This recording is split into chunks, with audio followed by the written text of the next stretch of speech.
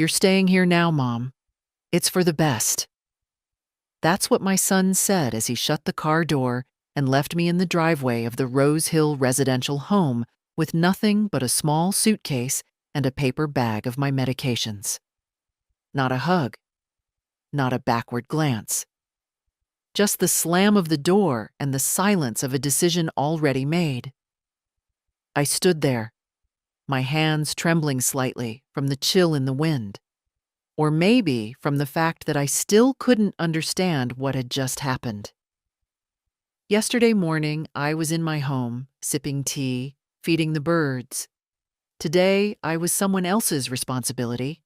A resident, a room number, a liability. The nurse who greeted me was kind in that trained, distant way, smiling, nodding, touching my elbow like I might collapse at any moment. "Mrs. Sanders? Welcome to Rose Hill. I'm Kara. Let's get you settled in, shall we?" She spoke softly, like I was fragile. I'm not. My bones may ache, and my back may curve a bit more than it used to, but I've walked through storms these girls can't imagine. The room was clean, at least. Pale curtains, a single bed, wooden wardrobe with squeaky hinges. An armchair by the window, no smell of bleach, which surprised me. But also, no sign of life. Kara pointed to the button by the bed. "You press that if you need help." She looked at me like she expected me to cry. "I'll be fine," I said. And I was. Just not in the way they wanted me to be. They'd told me it was temporary. "Just a little while, Mom, until we figure things out. You'll be comfortable here." That was my daughter Emily's line, said with her polished smile and a tilt of her head that reminded me more and more of her father in his worst moods. But comfortable for whom? I hadn't asked to be placed here. No one asked what I wanted. I was simply delivered, like a package too heavy to carry around any longer. Later that evening, after the settling in, I sat by the window, watching the streetlights flicker on. The view was nothing like my garden back home. No roses, no bird feeder, just a concrete path and a plastic bench. Across from me, in the next room, I could see an old woman sleeping with her mouth open. Her door was half closed. Her name, I later learned, was Mabel.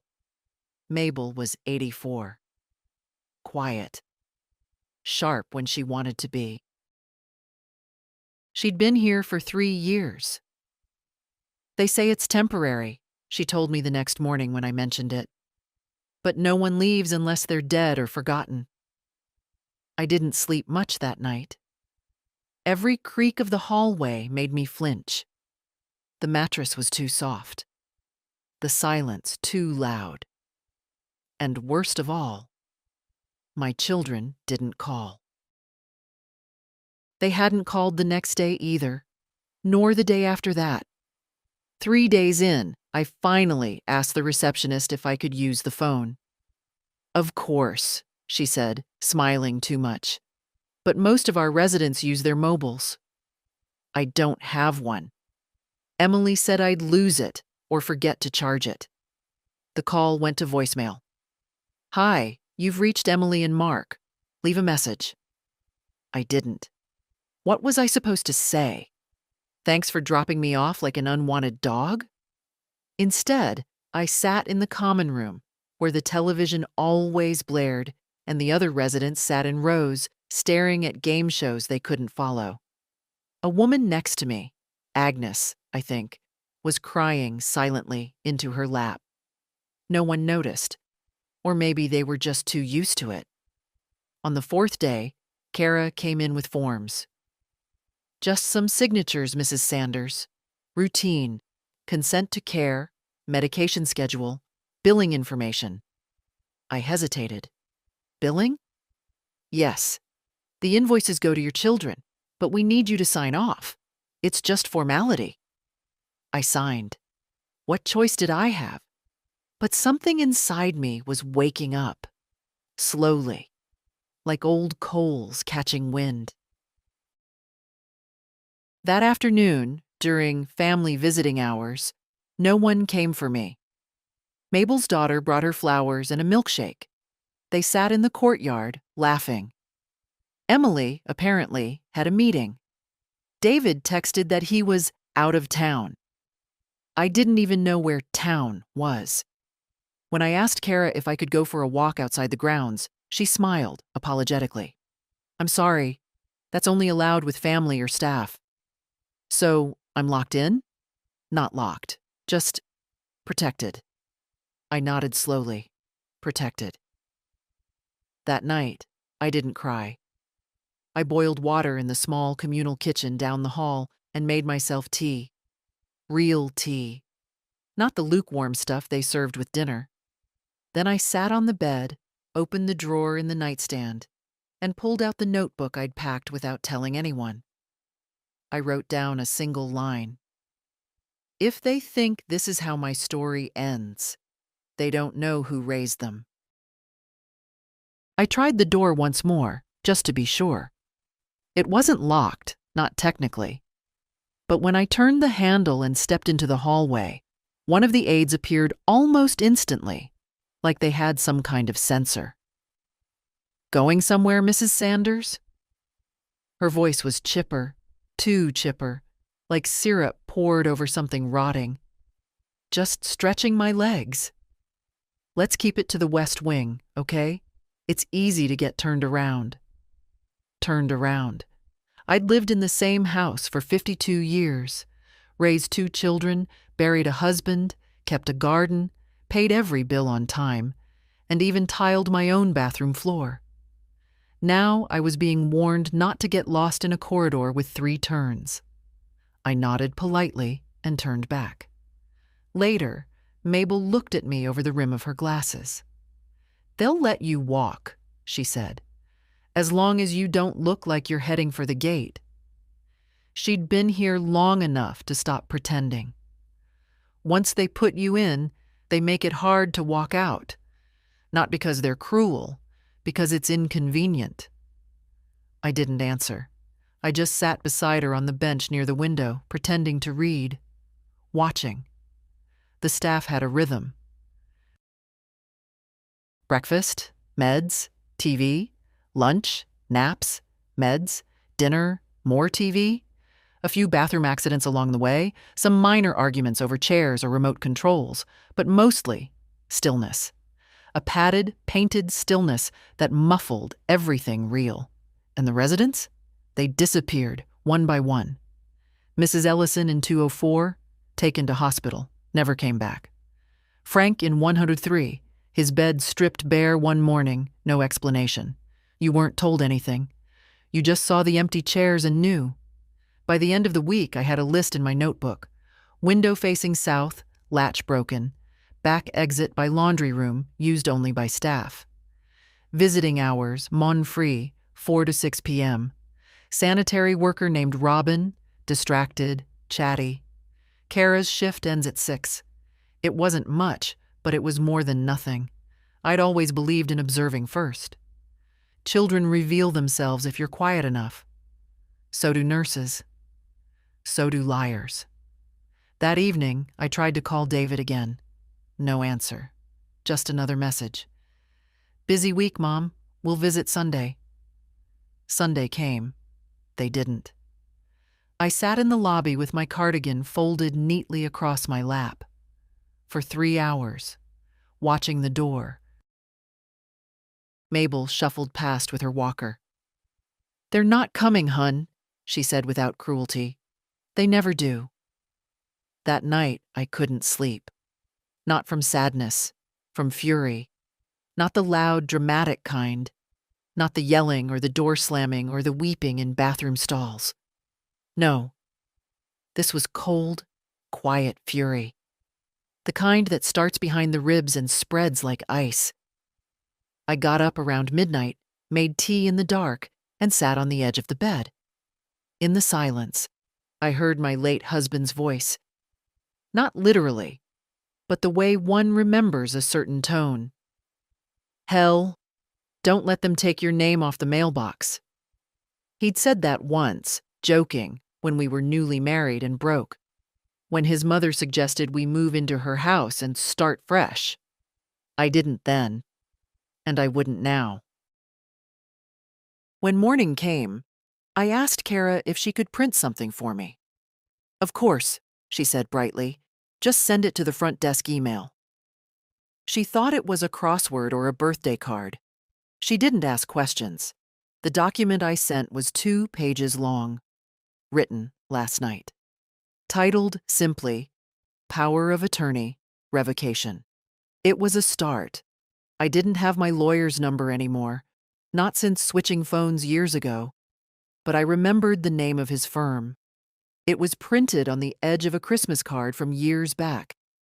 I still had it, tucked into the back of my wallet behind an old receipt and a picture of Emily from 1994. The receptionist connected me to the office. A young woman named Jessica answered. I explained everything as simply as I could. My name is Helen Sanders. I need to revoke a document my son filed. I want control back. I want my rights restored. Jessica didn't ask why. She didn't gasp or pity me. She simply said, "We can help. Can you come into the office?" "No," I said. "I can't leave." There was a pause. "Do you have someone who can act on your behalf? A friend, maybe?"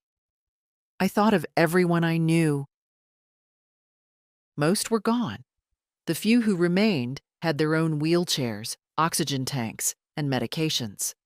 Then I remembered Lydia Marks. She used to be my neighbor, 30 years younger than me, but kind. The kind of person who brought soup when I was sick, left flowers without a name tag. We lost touch when she moved after her husband died, but I still had her address. Jessica agreed.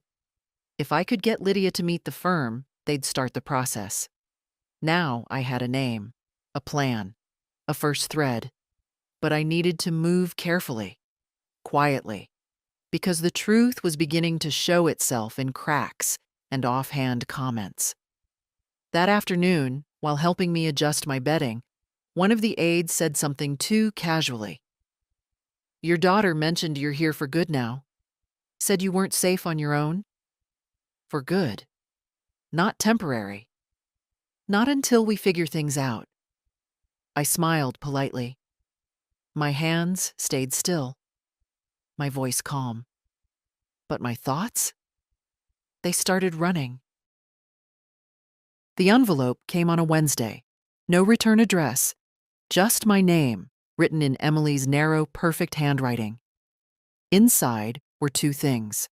A pamphlet titled Understanding Long-Term Care Transitions, and a typed letter with a smiling clip art son in the corner.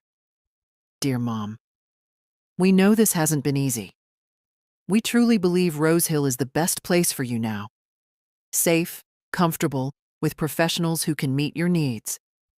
Please try to see this as a new beginning, not an end. Love always, Emily and David. I folded the paper neatly and placed it in the drawer under my notebook. I didn't tear it. I didn't cry. What's the point? Instead, I walked slowly down the hallway to the common room, where Mabel was doing her puzzle in the corner, glasses slipping down her nose. "They sent the sun," I said, sitting next to her. She didn't look up. "That little cartoon thing with the smile?" I nodded. "They sent it to me, too. Means you're not going home." It was official now then. Not even a conversation. Just a cheerful letter and a cartoon. That afternoon, while the others napped in faded recliners, I asked Kara if I could sit outside. "I'll have to sign you out and stay nearby," she said. "Of course," I smiled. "I'd like the bench by the parking lot." She wheeled me out, though I didn't need the wheelchair. "Just for protocol," she said. From that bench, I could see the delivery entrance and, more importantly, the outgoing mail slot. At 3:15, the mail truck arrived. A man in uniform gathered the outgoing bin, threw it into the back, and drove off. I noted the time. Next day, I was back. Same time. This time, with a letter addressed to Lydia Marks. Inside, I told her everything.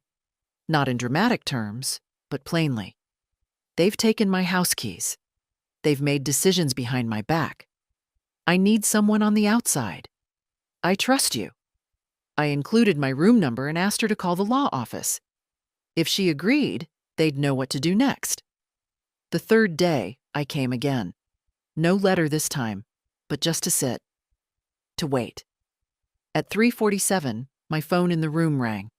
I hadn't heard it ring in days. Mrs. Sanders? Yes. This is Jessica, from Lewis and Gold. We've spoken. My breath caught. Ms. Marks reached out. She's agreed to help. She's coming in tomorrow with ID and authorization. We'll begin the revocation paperwork and prepare the asset protection documents. My voice didn't come right away. When it did, it sounded smaller than I expected. Thank you. That evening, I baked. Well, baked is a strong word. I bribed Robin, the night nurse, with a tin of shortbread cookies from my drawer to let me use the tiny staff kitchen. She watched me while I stirred. Planning something? She asked with a half smile. I met her eyes. Just remembering who I am. I'd always been a quiet woman. Not weak, just accommodating. My husband used to say, "Hell, you're the kind of woman who keeps the world from spinning off its axis." I'd never known if that was a compliment or an apology. By the time the tea kettle whistled, Robin had stopped asking questions. She left me alone in that little kitchen, and I stood at the counter, warming my hands over a ceramic mug, thinking about a house on Hawthorne Drive. My house. The one with the bay window and the hydrangeas. The one where I'd raised 2 children. Where I'd sat with David during his fevers and helped Emily prepare for spelling bees. Now, David's name was on the deed, not mine. A transfer of convenience, they'd said, for legal simplicity. That's what I'd signed 3 years ago, the same year they began talking about downsizing, about preparing for later life. That's what this was then.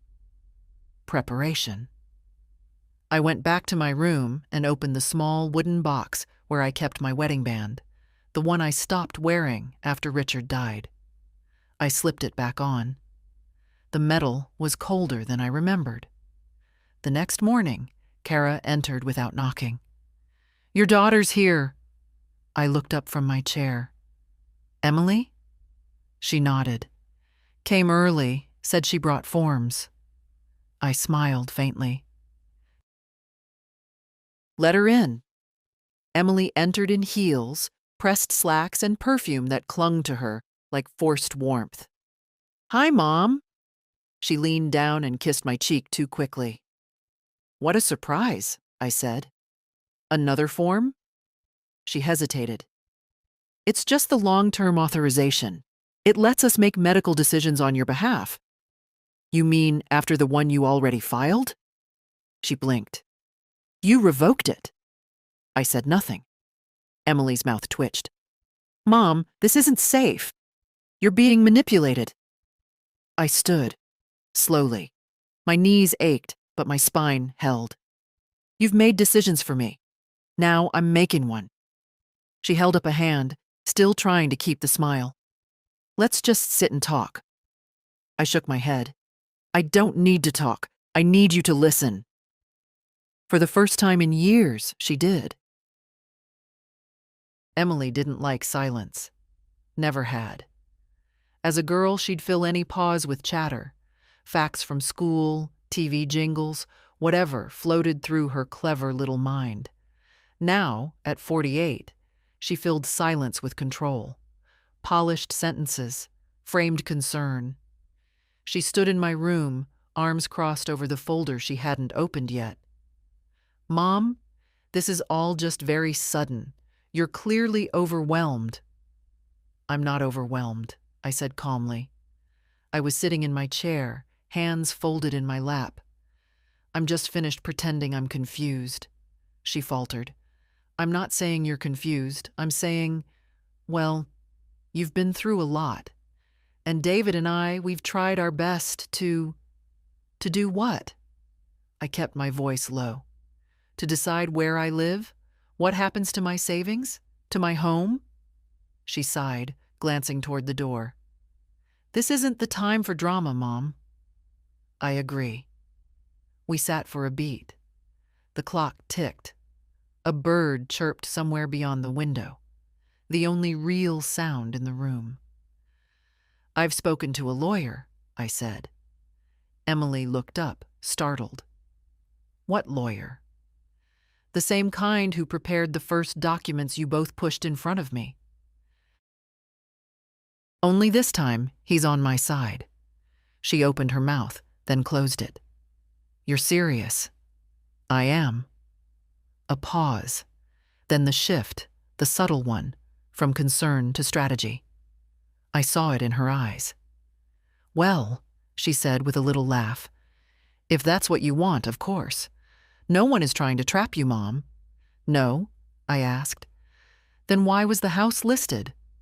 Her eyes snapped to mine. "What house? You know what house?" Emily hesitated, and for the first time in a long while, her poise cracked. "David was looking into options," she said finally. "You said yourself the place was too much to maintain." "I said I didn't want to climb the back stairs anymore. That's not the same as signing away my life." "You don't even live there now." "That's not the point." She grew quiet. Then, "We've already had offers." I nodded. "I know." I'd called Lydia 2 nights ago, just after her meeting with the lawyers. She'd driven by the house that afternoon. There was a discreet little "for sale by private listing" sign staked in the lawn. Not on any public sites. They were being careful. Quiet. They'd already scheduled showings.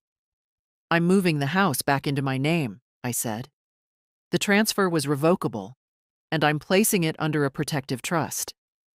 Emily shook her head, slowly, like I'd disappointed her. "Mom, we're trying to help you." "No, Emily," I said, my voice even. "You're helping yourselves." She stared at me, and I could see the discomfort. Not from guilt, but from not being in control. "How long have you been planning this?" she asked. "I started the moment I realized you and your brother didn't plan to let me go home." Emily looked down at the papers in her hands. She didn't open them. "Well," she said again, too brightly, "then I guess there's nothing else to talk about." She turned toward the door. "Emily." She stopped. "Tell David," I said, "that he'll be hearing from the attorneys this week. The sale is off. The assets are frozen. And you two are no longer my representatives." She didn't turn around, just stood there for a moment, hands clenched, then walked out. That night, Mabel slid into the chair across from me during TV time. "Well?" she asked. I smiled. "I believe my daughter's reconsidering her definition of helpful." Mabel chuckled, a dry, knowing sound. "You know," she said, "when my son first put me here, he cried in the car. Said he felt awful. Said it wasn't forever." "Mine didn't even cry," I said. "Guess that's something." She looked at me sideways. "So what now?" I leaned back. The air was warm. Somewhere down the hallway, someone was laughing. "Now?" I said. "Now I wait." "Wait for what?" "For the storm," I said. "It's coming, but this time, I have a roof of my own." Later, alone in my room, I took out the key Lydia had mailed me, the spare from the old garden shed, the one we used to keep tools in. It still smelled like rust and damp earth. That key wasn't just metal. It was memory. proof. I wasn't a patient. I wasn't a problem to be managed. I was Helen Sanders, widow, mother, former teacher, homeowner, and I was taking back what was mine. The next day, David called. I let it ring twice before answering. Mom. His voice was flat, clipped, the voice he used when he was preparing to be reasonable. Yes, I said calmly. I think we need to talk. I think we already are. A pause. I heard from Emily about the house, about the lawyer. So it's true, I said. You two don't speak to me, but you talk to each other about selling my home. It's not your home anymore. There it was, just like that. 5 words that dropped like a stone in my chest. David, I said, do you remember the maple tree in the backyard? The one you climbed when you were 7 and broke your wrist? Silence. I sat up all night with you. You were shaking from the pain. I wrapped your arm in frozen peas while we waited for morning. What does that have to do with anything? Everything, I said. That house holds more of me than your name on a deed ever could. He sighed, already bored of the emotion. We just thought it would make sense to sell. Use the money for your care, for the grandchildren's future. We weren't doing anything wrong. No, I said. You were just doing it quietly. He grew defensive. You're being dramatic. You're in a good place now. You're safe. There are people looking after you. Isn't that what matters? No, David, I said evenly. What matters is that I didn't choose any of it. I could almost hear him rubbing his temples like he used to when he was 16 and didn't want to do his homework. Look, he said, you've already done your lawyer thing. Fine. But don't expect us to keep supporting you if you're going to be difficult. That's when I laughed. Actually laughed.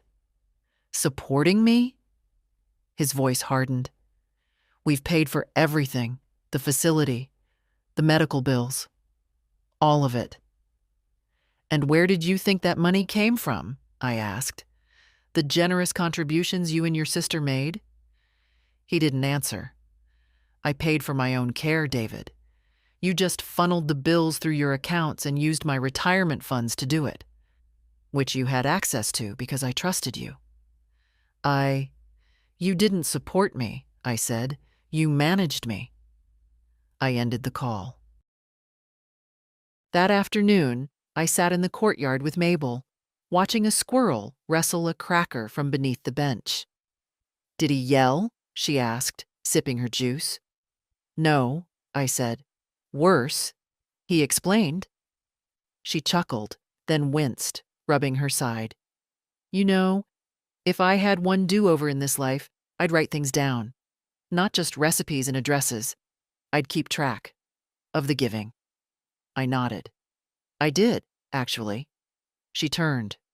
What? I reached into my cardigan pocket and pulled out my notebook. Inside, every loan, every gift, every expense covered, written in tidy rows, like I was still grading essays. Tuition for Emily's MBA, $48,000 David's failed restaurant investment, $2,500 down payment on their first home, $60,000 Emily's 3 dental implants, $6,400 David's divorce lawyer, $12,000 annual Christmas checks, $200 per year for 15 years, countless groceries, babysitting, flight tickets, birthday parties, soccer uniforms, music lessons. I flipped the page. They said they'd support me, I said, but I've supported them my entire life. Mabel was quiet. Later in the dining hall, the nurse handed me a note. Folded paper. No envelope. Please meet me tomorrow. I have something to show you. Lydia. She'd written the address of a small cafe 2 miles from Rose Hill. I knew the place. I used to go there after church on Sundays. Good soup. No music. I folded the note, slipped it into my pocket, and went to bed early. Next morning, I asked Kara for an escorted walk. She frowned. Where to? I'd like to get some fresh air, I said. You can do that in the courtyard. I'd like to walk past the entrance today, just once. She pursed her lips. I'll check with admin. Do that. She returned 20 minutes later.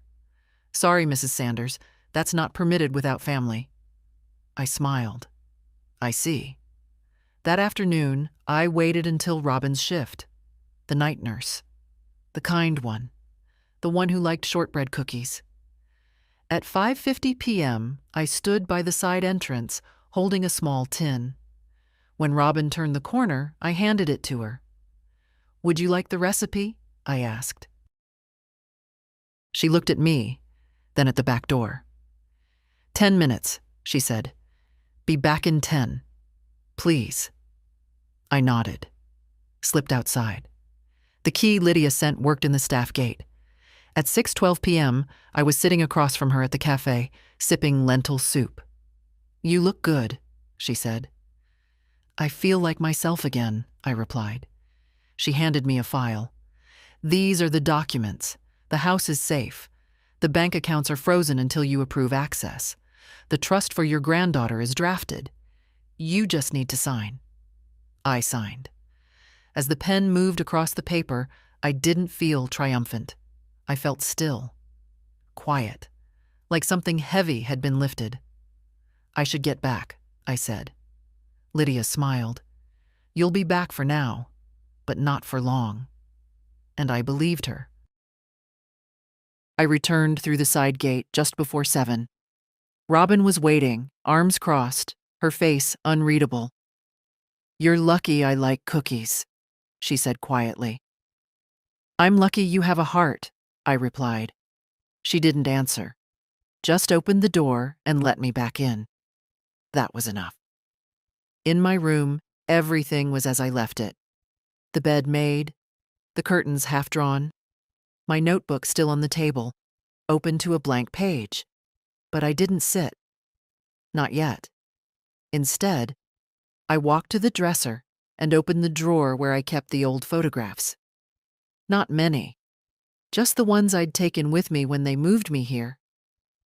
There was one of David as a toddler, his face smeared with cake, grinning up at the camera. Another of Emily in her ballet outfit, all elbows and ambition. A photo of Richard, holding a rake in one hand and a mug of tea in the other, smiling at me from the porch.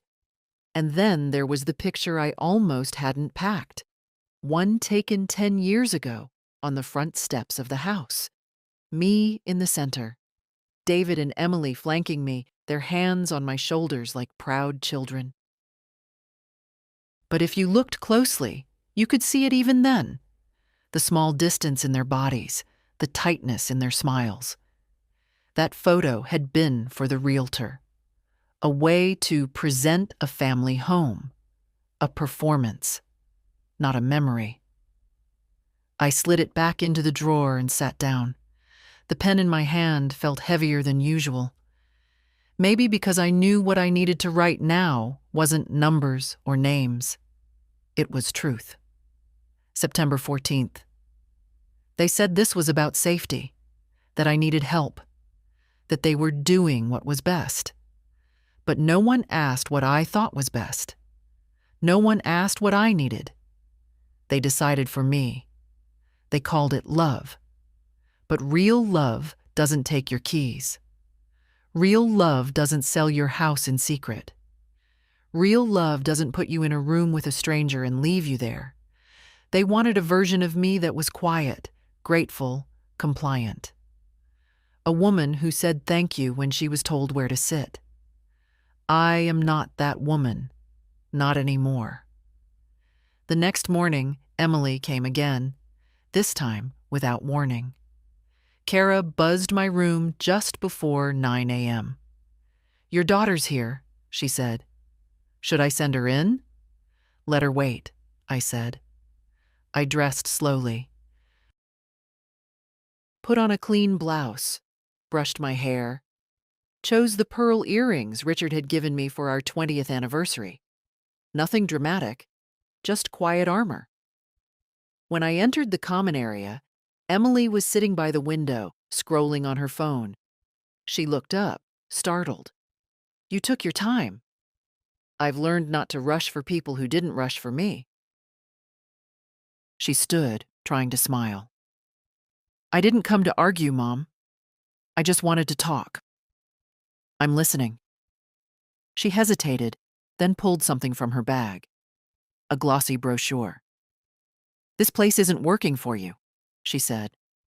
"David and I found another facility. Better staff-to-resident ratio. More social activities. It's farther out, but—" "No." She blinked. "No. No. I'm not moving to another place I didn't choose, to smile at strangers I didn't ask for and call it a fresh start." Emily straightened. "You don't understand. We're trying to—" I raised a hand. "No. You don't understand." I pulled out the copy of the trust document Lydia had given me. Held it out. She didn't take it. "What is that?" "Everything," I said. "Every asset, every account. Everything you thought was under your control. It isn't anymore." Her face darkened. "You're doing this to punish us." "No," I said calmly. "I'm doing this to protect myself." Emily looked down at the paper, then back at me. "So what now? You cut us off?" "No.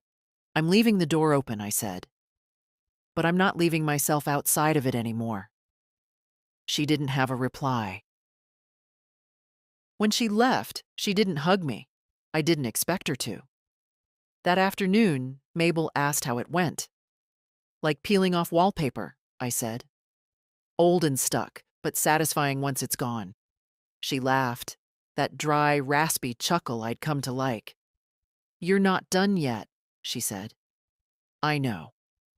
Because while the documents were signed, and the house was safe, and the bank accounts were locked down, one thing still remained. My body was here. My dignity had come home. But I hadn't. Not yet. And if I was going to leave this place, really leave, it would have to be on my own feet. I started with shoes. That sounds silly, maybe. But after weeks in soft-soled slippers and state-issued socks, I needed something that reminded me of pavement, of friction, of leaving. So I asked Robin if I could get my black walking shoes back from storage. "They're a bit heavy for indoors," she said, puzzled. "Exactly." She didn't argue, just nodded and made a note. That's what I liked about her. She didn't pretend to know better. She just listened. When they brought the box to my room, the shoes still smelled faintly of linseed oil and old leather polish. I held them for a long time before putting them on. They felt strange at first, like someone else's boots, but after a few steps, my feet remembered. The next day, I added the cardigan I used to wear for errands, then the canvas shoulder bag with the zippered pouch I'd always trusted with my house keys. Not because I was leaving, not yet, but because I wanted to feel like someone who could. In the courtyard, I started walking again. First 5 minutes, then 10. At 16 minutes, my knees complained. At 20, they quieted. By Thursday, I was walking 30 minutes straight, no rest. The aides began to notice. "She's getting stronger," Kara said to one of the others. "No one gets stronger here," the other replied. "They just stop fighting." I didn't correct her. Let her think whatever she liked. Let them all think I was getting stronger for no reason at all. On Friday, the mail came with a letter addressed to me in sharp blue ink. Not from Emily, not from David, from Eloise, my granddaughter. I hadn't seen her in nearly 6 months, not since her last year of college started. But there it was. Her handwriting, her words. Grandma, I don't know what's going on, but Mom's been acting strange. Dad, too. No one tells me anything, but I know something's wrong. I tried to visit you. They said you weren't seeing anyone. That didn't sound like you. If you get this, please call. Or write. Anything. I miss you. That was all. I read the letter 3 times, then pressed it flat between the pages of my notebook. That night, I made a list. Call Eloise. Walk past the staff gate. Memorize staff shifts. Prepare documents for Monday courier talk to Mabel. Ask about exits. The last one I did first. Mabel was in the sunroom, as usual, fiddling with a jigsaw puzzle no one else had touched in weeks. You ever think about leaving? I asked. She snorted. Every Tuesday. Seriously. She looked up at me. Her face was tired, but her eyes were still sharp. I think about it, she said, but I don't have what you have. And what's that? Someone waiting. I didn't say anything. She nodded at my bag. You've been packing that for a week. It's not packed, I said. Of course not, she said. But you're closer to the door than you were last month. On Sunday morning, I woke before dawn. Outside, the sky was that strange violet blue it gets right before light begins. I dressed quietly, slipped my notebook, my ID, and Lydia's documents into my bag, tied my scarf, laced my shoes. Robin's shift ended at 6 a.m.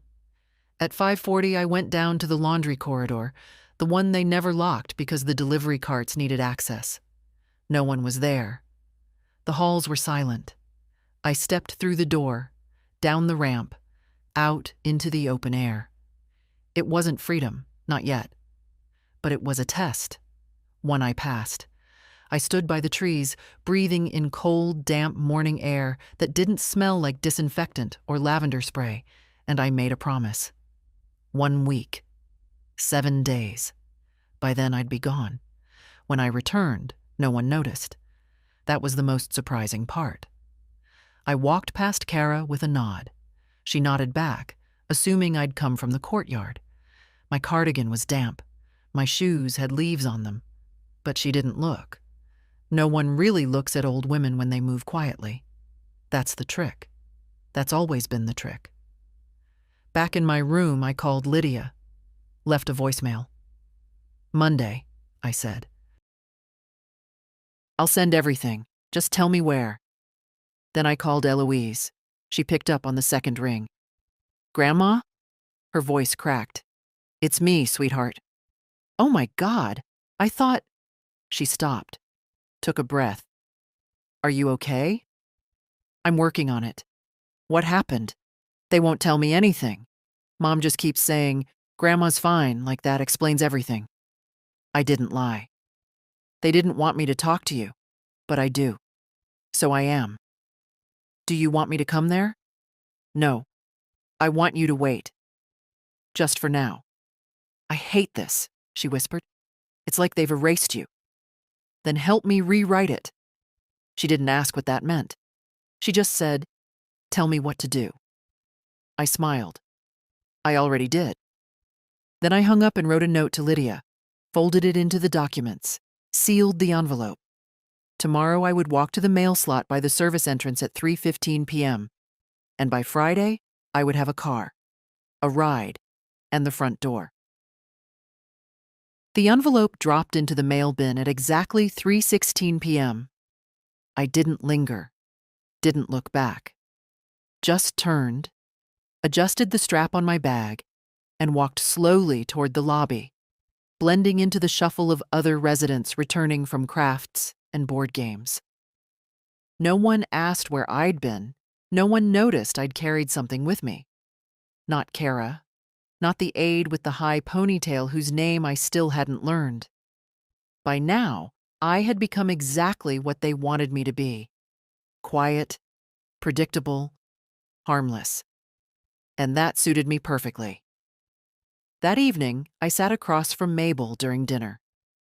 They were serving chicken with gravy and a mashed substance they called potatoes, but tasted like chalk. I pushed the food around my plate. "What's next?" she asked without looking up. "You'll see," I said. "You know," she said, dabbing the corners of her mouth with a napkin, "most people would have broken by now. You've been here, what, 6 weeks?" 51 days, I said. "Not that I'm counting." She gave a short laugh. "You'll make it out," she said. "I can see it in the way you sit." "In the way I sit?" "You're not leaning back," she said. "You're always ready to stand." I didn't answer, but I thought about that for a long time after. On Wednesday, Lydia called. "They're ready," she said. "All of it?" "Everything. Title secured, trust filed, the letter for the facility director, the formal request for release, the legal notice for the bank, all signed. You just need to be picked up." "Friday," I said. 3 o'clock, side gate." She hesitated. "You're sure?" "I'm sure." "All right," she said. "I'll be there. Just tell me what to bring." "An empty car," I said, "and a cup of real coffee." The next 2 days passed like fog.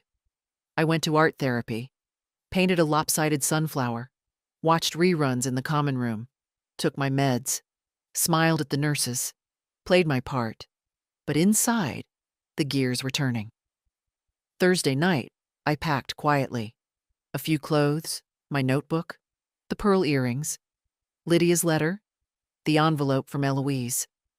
I left the rest, the things they'd picked for me, the things that didn't belong. I stared at the picture of Richard for a long time before slipping it into the side pocket of my bag. He'd always hated goodbyes, so I wouldn't say one. Friday came with sun, a rare thing. By 2:30 I was dressed and ready. Simple pants, soft blouse, walking shoes, the cardigan I'd worn the day I arrived. I walked the hallway slowly, nodding to a few residents who didn't know my name. Kara saw me near the staff lounge and smiled. "You look nice today, Mrs. Sanders." "Thank you," I said. "You heading to the music hour?" "Something like that." She moved on. At 2:55, I stood at the laundry corridor door. My heart beat louder than I wanted it to. Robin appeared like she always did. "Out again?" she asked. "Just for air." She looked at me carefully. Her eyes flicked to the bag on my shoulder. "You coming back this time?" I met her eyes. "No." She nodded, slowly, like she'd known it was coming. "I didn't see anything," she said, stepping aside. "I never gave you the recipe," I replied. She smiled faintly. "I'll survive." I stepped out. The sun hit my face, warm and soft and real. I walked down the ramp and turned the corner toward the staff gate. Lydia's car was there, engine running. She stepped out when she saw me, opened the passenger door without a word. Inside, a cup of coffee sat in the holder, just like I'd asked. She didn't say, "You did it." She didn't say, "Welcome back." She just handed me the mug and adjusted the heat. We drove away without music, without fanfare. I watched Rose Hill fade behind us in the mirror. It didn't look like a prison from the outside. It looked like a home. But I knew the difference now, and I wouldn't forget it. 20 minutes later, we pulled up in front of my house. My house. The for sale sign was gone. The blinds were open. The porch swing still swayed gently in the breeze. Lydia parked, turned off the engine, and looked at me. "Are you ready?" "I've been ready since they dropped me off." I stepped out. The sidewalk cracked just where I remembered. The gate squeaked. The stairs creaked beneath my shoes. Everything was exactly the same, and everything was different. I opened the door with my own key, crossed the threshold, and stood in silence. The house didn't smell like dust. It smelled like memory. I set my bag down on the floor, took off my shoes, walked barefoot to the kitchen. The windows were clean. The kettle still worked. The drawer still held my old address book. I sat at the table, and for the first time in 51 days, I was home. The house was quieter than I remembered. Not the sterile quiet of the facility, with its humming vents and soft-heeled shoes. This was a lived-in silence, the kind that carries echoes. Clinks of long-washed teacups. The tick of a wall clock set 15 minutes fast. The distant creak of the porch swing in the wind. I walked from room to room like I was meeting an old friend after a long absence. Carefully, almost shyly. The living room still smelled faintly of books. My chair by the window, the one no one ever sat in but me, was exactly where I'd left it. The Afghan draped over its back hadn't been moved. In the bedroom, the bed was made, the sheets pressed. Lydia must have seen to that. But the pillow still had the faint shape of how I used to sleep, curled toward the window, my hand near my face. I stood there for a long time, fingers trailing along the dresser. Then I noticed it. On the nightstand. A single photo. Face down. I turned it over. Emily, David, Eloise. Christmas 2 years ago. All of them smiling, paper crowns on their heads, cheap ones from the crackers I insisted on buying every year. Someone, not me, had put the frame face down, maybe out of guilt, or maybe because guilt was too much trouble, and they simply didn't want to be reminded. I set it upright, not out of forgiveness, but because truth shouldn't be hidden, even in pictures. That evening, Lydia stopped by to check in. She brought soup, the good kind, homemade, with lentils and rosemary and little bits of carrot that actually tasted like something. She didn't ask how I felt. She just set the bag down, ladled it into a bowl, and sat across from me like it was the most natural thing in the world. "You'll need groceries," she said. "I can help with that." "I have a list," I replied, sliding it across the table. She scanned it and smiled.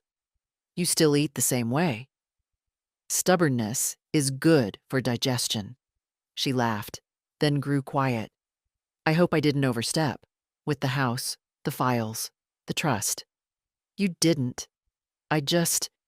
You've always been kind to me. And I couldn't stand seeing what they—" She stopped herself. I reached across the table and touched her hand. "You did right, Lydia. More right than either of my children in years." She nodded, her eyes wet but not spilling. "They're going to be furious." "I hope so." She looked up, startled. "You do?" "I want them to feel something, Lydia. Anger is at least a sign of life. It means they'll have to reckon with what they've done. And if they show up, they won't." But I was wrong. Because 2 hours later, there was a knock at the door. I opened it. David stood on the porch, his tie undone, his expression sharp and strained. "You're here," he said, as if I'd broken into my own home. "I am." He stepped inside without being invited, looked around like a stranger, like someone revisiting a crime scene. "You couldn't even call?" "I think we're past pleasantries." He turned, exasperated. "Do you have any idea what kind of mess this is creating? I have a folder full of the mess you and your sister created. Shall I fetch it?" His jaw tightened. "This isn't just about you, Mom. You've put us in an impossible position. The sale is canceled." He paced a little, stopping at the fireplace. "We had buyers, a deal. You can't just pull the rug out like that." You pulled it first. He turned to me, his voice rising. We did what we thought was best. You're not well. You needed supervision. I stepped closer. I needed respect, David, not surveillance. He didn't answer, just looked at me, really looked, for the first time in a long time. You've changed, he said finally. No, I said. I've remembered. He looked down at his hands. Emily says you've locked us out of the accounts. I have. And put the house in a trust? Yes. He sat down heavily on the edge of the couch. Not the way someone sits in comfort. The way someone sits when their world shifts under them. So that's it, he said. You're done with us. I stood tall. I'm done being used. He rubbed his face. What do you want? I stared at him for a moment, then said quietly, I want you to leave, and I want you to think about the day you handed your mother over to strangers like she was a burden you couldn't carry anymore. He didn't argue, didn't yell, just stood, walked to the door, and left. No goodbyes, no promises, only silence and the sound of my lock turning behind him. The house was colder after David left, not from the weather. The heat worked just fine, but from the way his presence had stirred the air. That old heaviness. The one I'd known since he was 16 and started speaking to me like I was furniture.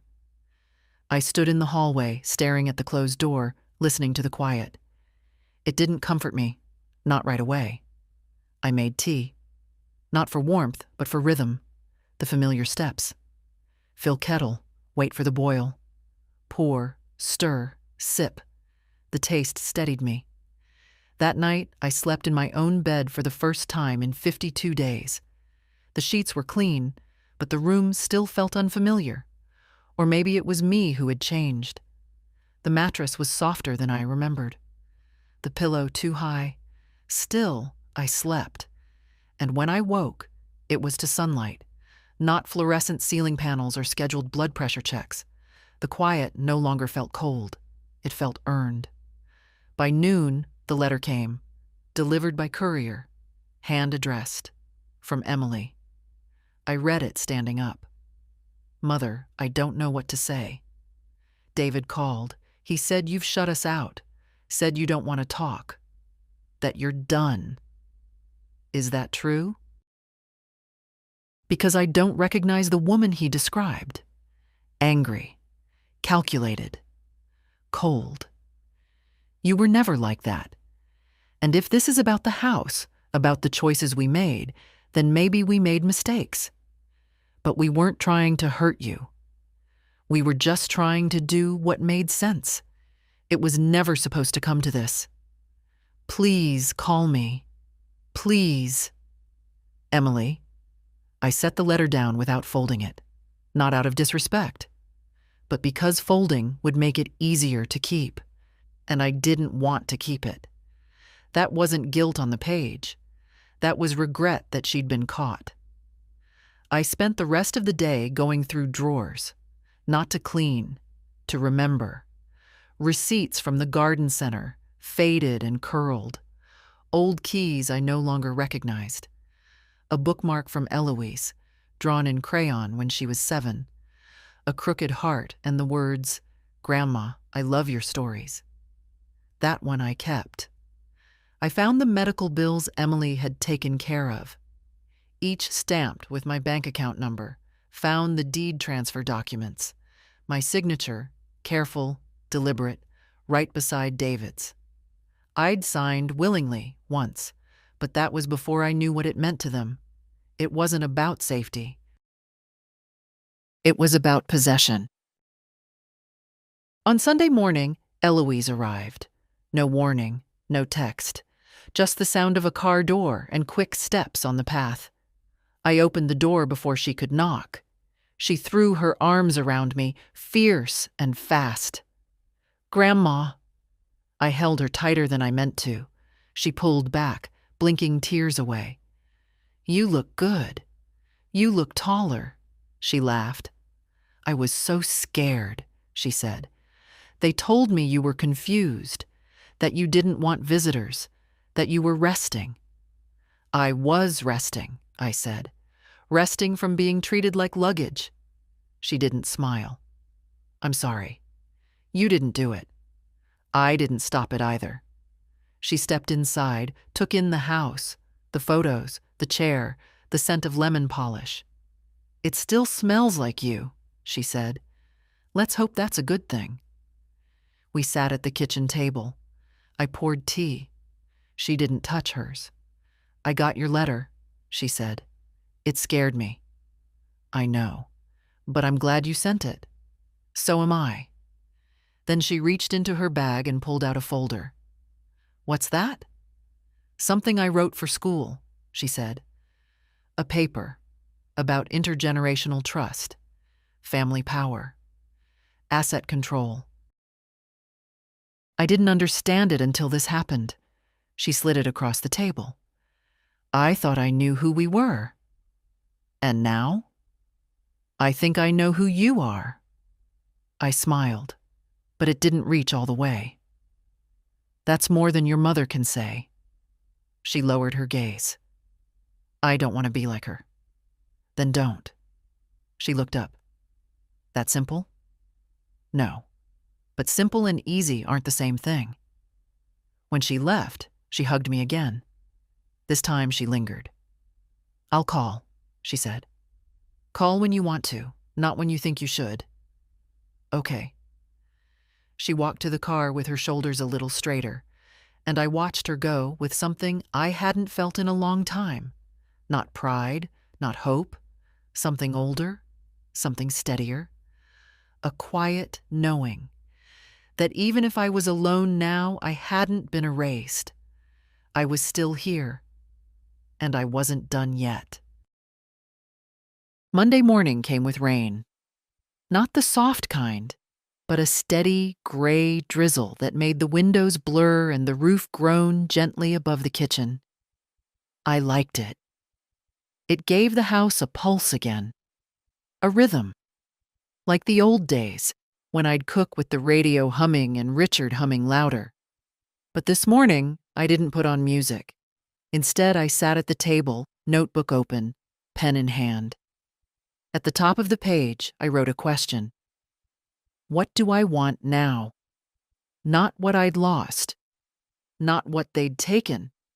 Not what had been returned by lawyers or couriers or last-minute apologies. Just, what do I want? The question sat there for a long time. Then, slowly, I began to answer it. I want my name on every page that concerns me. I want mail addressed to me, not my children. I want to choose who enters my house. I want a garden again, even if it's small. I want to hear my own voice when I say yes or no.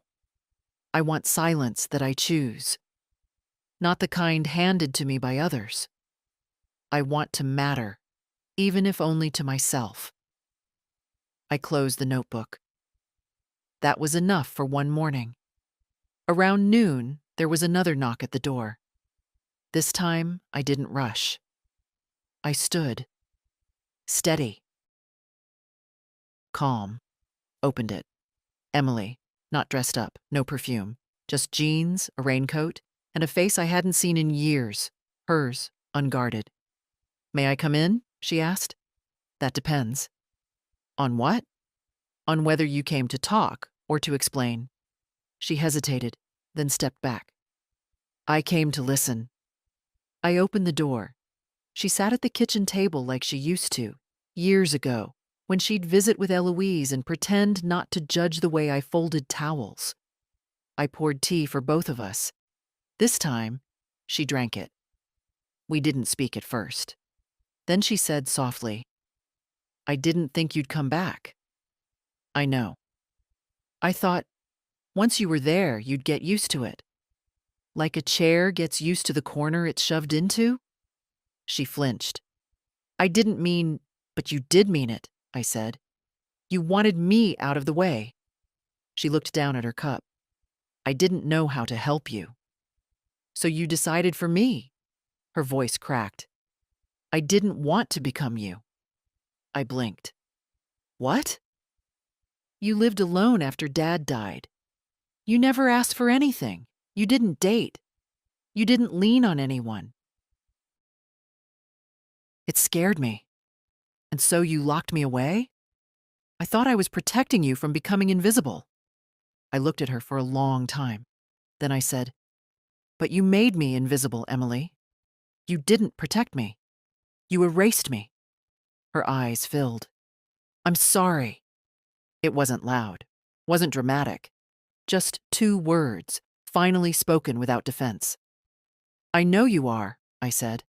But sorry isn't the same as changed. She nodded. I want to earn it, she said.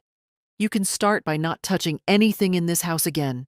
Not a bill, not a paper, not a doorknob. I won't. And the next time you feel scared of becoming me, maybe ask why I lived the way I did. Maybe wonder what it cost me. She wiped her face. Okay. Then she stood. I won't come back unless you ask me to. That's a good start. She walked to the door, opened it, paused. You were always stronger than I gave you credit for. No, I said. I just stopped apologizing for surviving. She left without another word, and I stood in the hallway, watching the rain.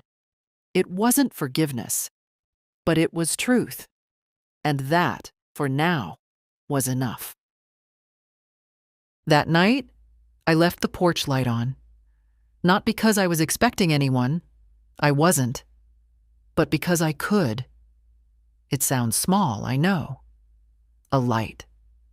But after 52 days under flickering fluorescents and timed switches, after having strangers decide when I should sleep, when I should wake, when I was allowed to be alone, the act of turning on my own porch light felt like a declaration.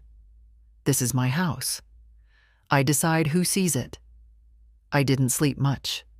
The rain had stopped, but the quiet outside was sharp, like something waiting to speak. I sat in the armchair by the window and watched the street, like I used to. No one passed. No cars. No dogs barking. Just stillness. I didn't mind. The stillness belonged to me now. In the morning, I baked.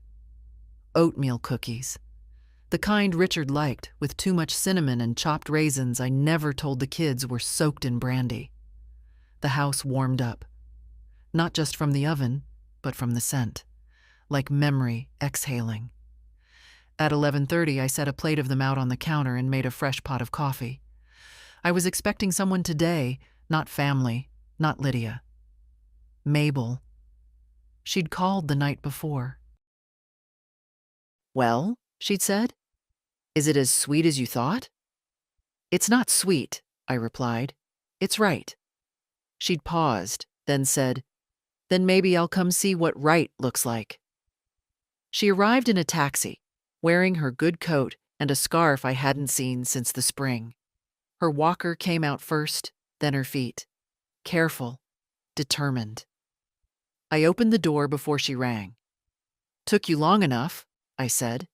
She grinned, winded already. You try getting a cab when your address still says Rose Hill. I helped her inside, and she looked around with the kind of slow attention I understood too well. The way you look at something you used to want, but no longer believe you're allowed to reach. You did it, she said. No, I corrected her. I undid what they did. She nodded. That counts. We had cookies and coffee in the kitchen. I offered her the chair with the pillow. She declined it, proudly. Everyone there still thinks you'll come back, she said. They think wrong. She broke a cookie in half. Robin cried a little. That stopped me. Robin? She said, she shouldn't have had to go alone. I swallowed hard. She let me go. That was more than most people did. I know. We ate quietly for a while. Then Mabel looked at me, Seriously, you're not just going to sit here now, are you? I might, I said. That's not what I meant. I know. She leaned forward. You beat them. Now what? That question. It had been whispering at me for days. What now? I poured more coffee, let the steam rise between us. I don't want revenge, I said. I don't want to teach anyone a lesson. I just want to live, without needing permission. Mabel smiled. That's plenty. We sat for hours, talked about nothing and everything, about names we hadn't spoken in years, about recipes, about politics, about bodies that don't work the way they used to, but still carry too much memory. When it was time for her to go, I called the cab myself, gave them a different drop-off, not Rose Hill. She looked surprised. I changed your address, I said. They'll forward everything now. She blinked. Even if I'm still there? You're not, I said. Not in the ways that count. After she left, I stood at the doorway a long time. The porch was empty again, but it didn't feel lonely. It felt earned. Inside, I sat at the table and opened my notebook again. This time, no lists. Just one sentence. I am not someone you put away. Then I closed the book, lit a candle, and let the quiet fill the house. Not like a cage, but like something chosen. 2 days later, the letter came from the real estate agency. Thin envelope. Crisp paper. Too formal for guilt. Too polite for fury. Dear Ms. Sanders, we are writing to inform you that the prospective buyers for the property at Hawthorne Drive have withdrawn their interest following a legal halt initiated by your representation. Additionally, the agency has been instructed to remove all listings and suspend future showings until further notice. Should you wish to re-engage with us under your sole authority, we would be happy to assist.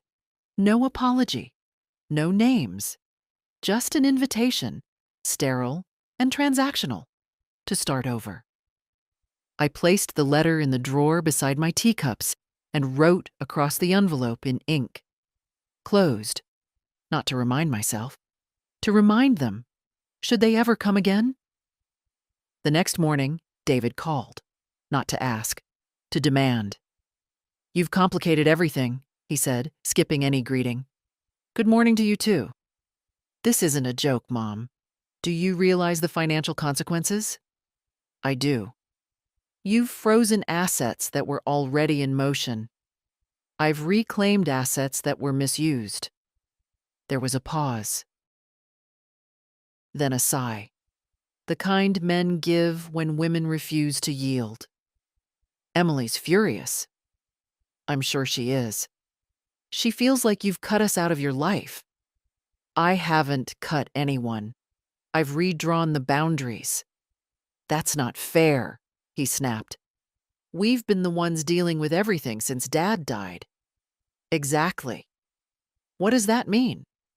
It means you stepped in and started managing everything like a business, and you forgot I was still alive. His voice flattened. You're acting like a victim. No, I said calmly.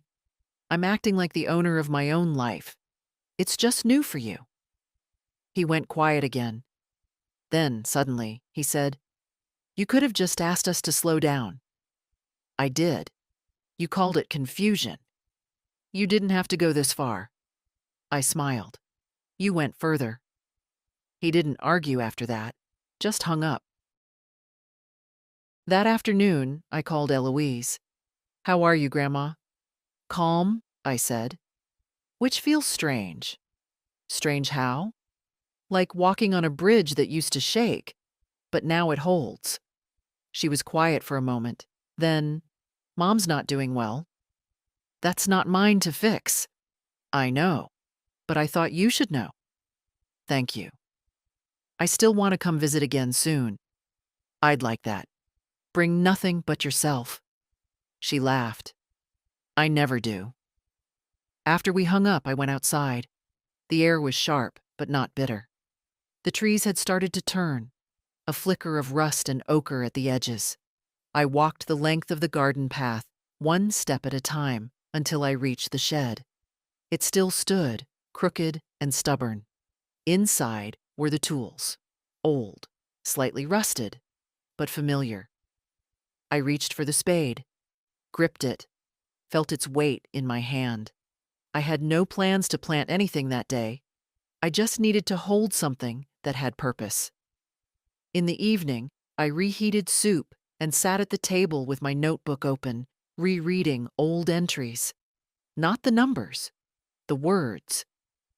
I want silence I choose, not the kind handed to me by others. I want to matter, even if only to myself.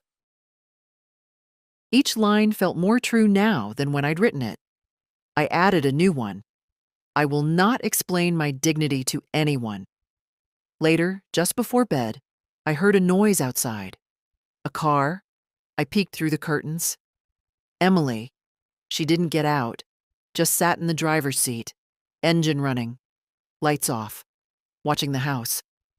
I stood there in the dark, not moving, not hiding either. After a few minutes, she pulled away. No call, no message, just presence.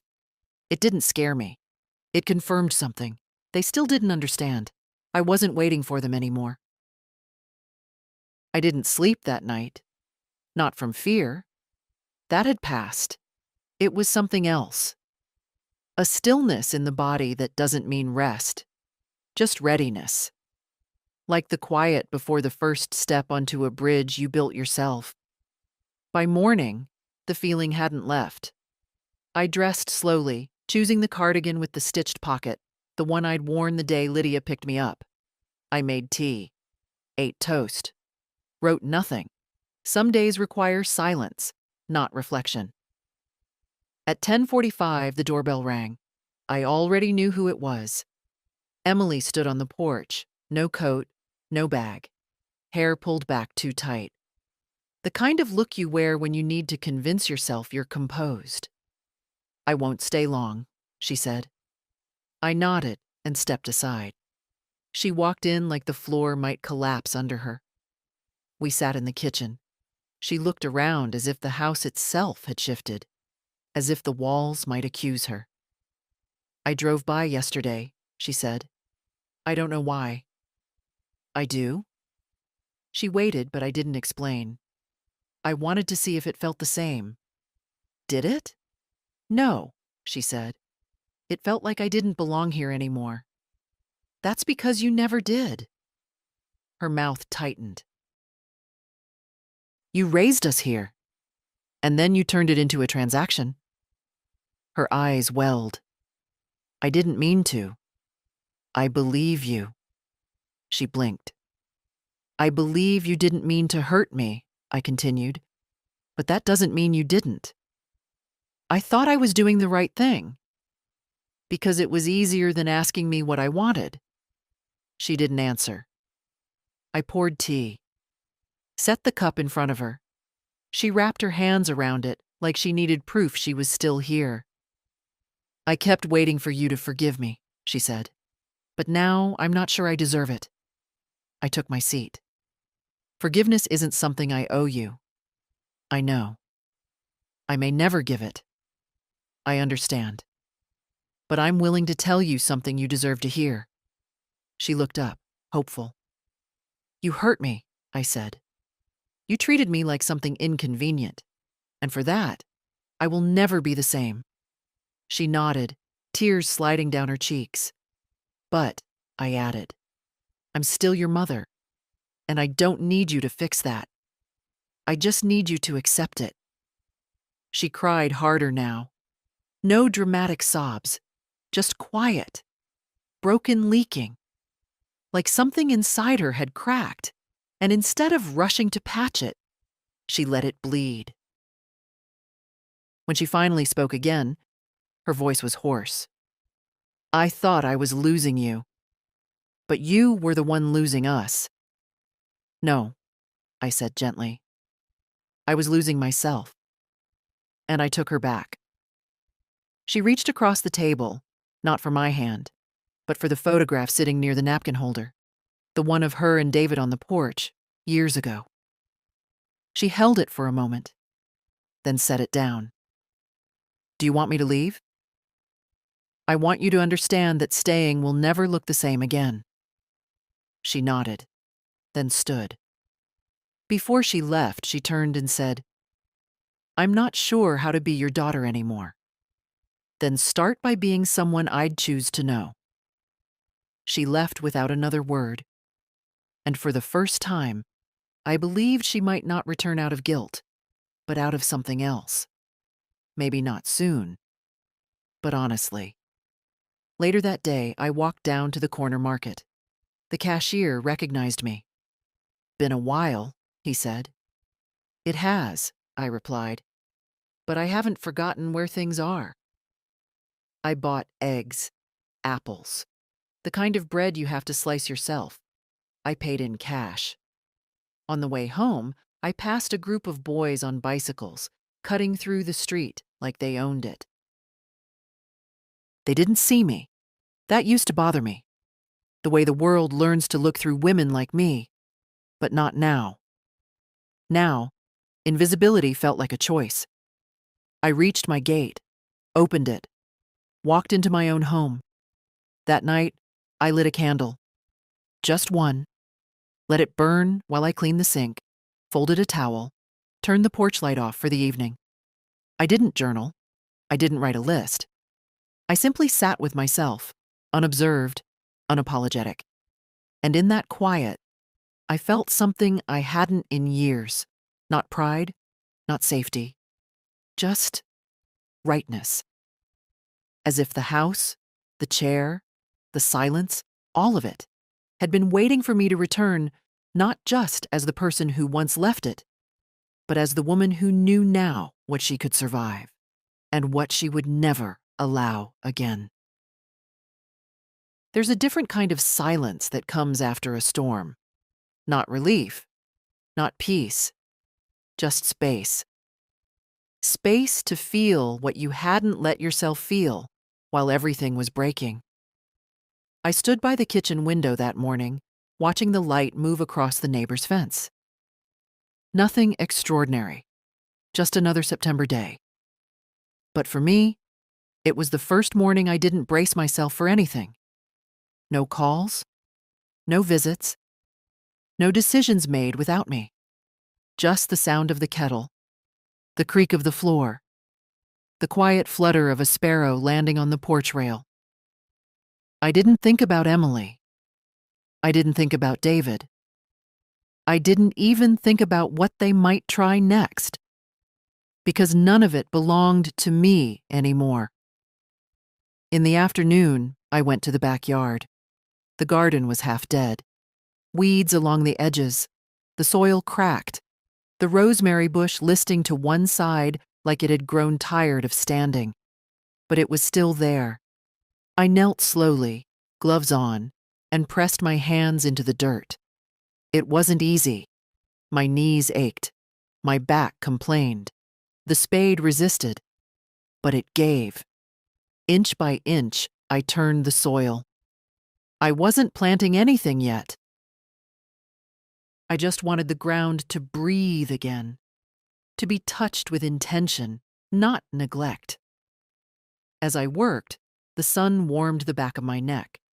I could smell the old earth, not rot, not decay, just rest. Like even the dirt had been waiting for someone to remember what it could hold. That evening, Eloise called. "Grandma," she said, "you busy?" "I'm in the middle of making a decision about dinner. It's very serious." She laughed. "Need backup?" "You offering to cook?" "No, but I can bring takeout." I smiled. "Then, yes." She arrived 20 minutes later, holding a paper bag and a bottle of something fizzy. She didn't ask permission. She didn't wait on the porch. She just walked in. "Hope you like curry," she said, setting the bag on the table. Let's find out. We ate. We didn't talk much at first. Then, over the last bites, she asked, "Do you think it's possible to become someone new after all that's happened?" I looked at her. Really looked. She wasn't asking for herself. Not really. She was asking if it was too late. I said, "You don't become someone new. You remember who you were before you forgot." She nodded slowly. "Then I've got work to do." "We all do." She stayed late. Washed the dishes without being asked. Put the leftovers in the fridge. Folded the dish towel exactly the way I like it, though I never told her how. When she left, she hugged me. And before she walked out, she turned and said, "I like you here, Grandma. Like this." I didn't ask what this meant. I knew. Later that night, I sat with my notebook again. One last time. Not to make a list. Not to write names. Just to leave something behind. A single page. If you're reading this and you've ever been made small, if you've been told you're confused when you were just unheard, if you've sat quietly at a table where no one looked at you while deciding your life, if they said, "You'll stay there forever," then know this: they were wrong. You can sign your name again. You can sell their version of you right out from under them. You can leave and come back and live inside a house that holds your voice. You can be old and still own yourself. You are not done. I closed the notebook, set it on the shelf. No ceremony, no spotlight. Just a quiet ending that wasn't really an ending at all. Just the start of something that had always been mine. And if you've read this far, if something in you stirred, even a little, then maybe it's time. Time to stand up. Time to go home. Time to stop asking for permission. Because no one gets to decide who you are, except you. If this story felt like yours too, leave a comment. Say, "I'm still here." Because someone out there needs to know they're not alone.